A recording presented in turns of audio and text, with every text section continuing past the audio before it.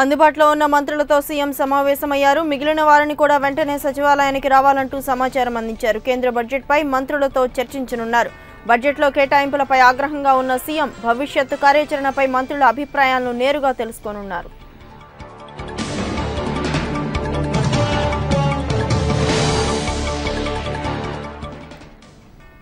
ఇక సీఎం సమావేశానికి సంబంధించి మరింత సమాచారం మా ఇన్పుట్ ఎడిటర్ శ్రీనివాస్ని అడిగి తెలుసుకుందాం.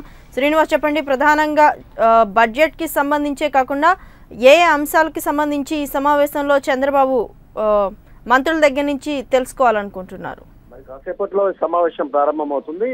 ఉదయం బడ్జెట్ చదవడం పూర్తయిన తర్వాత రాష్ట్రానికి పెద్దగా ఈ బడ్జెట్ ప్రయోజనం చేకూర్చేది లేదని స్పష్టంగా అయిన తర్వాత వెంటనే ముఖ్యమంత్రి స్పందించారు. ఇమ్మీడియట్ గా ఆయన మొత్తం మంత్రులు అలాగే కొంతమంది ఎంపీలతో కూడా ఆయన టెలికాన్ఫరెన్స్ నిర్వహించారు. టెలికాన్ఫరెన్స్ లో నిర్వహించిన సందర్భంలో అనేక మంది మంత్రులు తమ భావాలను నిర్భయంగా వ్యక్తం చేశారు.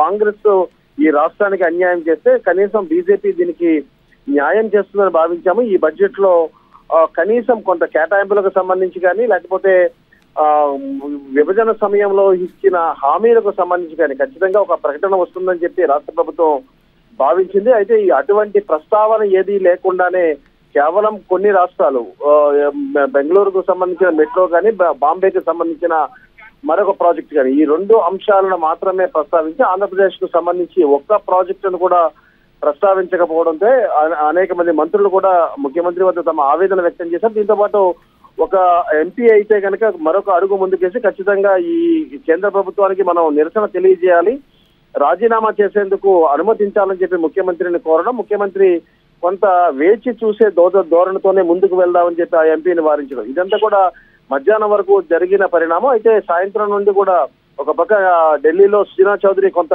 ఘాటుగానే స్పందించారు. మరొక పక్క ఇక్కడ చూస్తే కనుక పరిస్థితి అంటే అందుబాటులో ఉన్న మంత్రులందరినీ కూడా ఇమ్మీడియట్ గా రావాల్సిందిగా ముఖ్యమంత్రి ఆదేశించారు. ఆ ఆదేశాల ప్రకారం యనమల రామకృష్ణుడు అలాగే సోమిరెడ్డి చంద్రమోహన్ రెడ్డి మరికొంతమంది సీనియర్ మంత్రులు కూడా అందుబాటులో ఉన్నారు. వీరందరూ 4:30కు ముఖ్యమంత్రితో సమావేశం అవుతారు.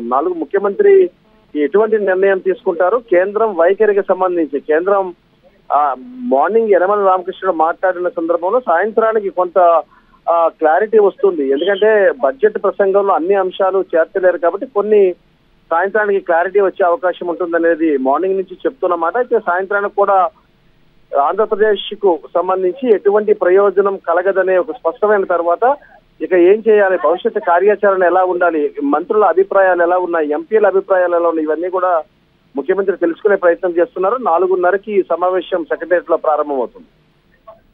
Right, thank you Srinivas.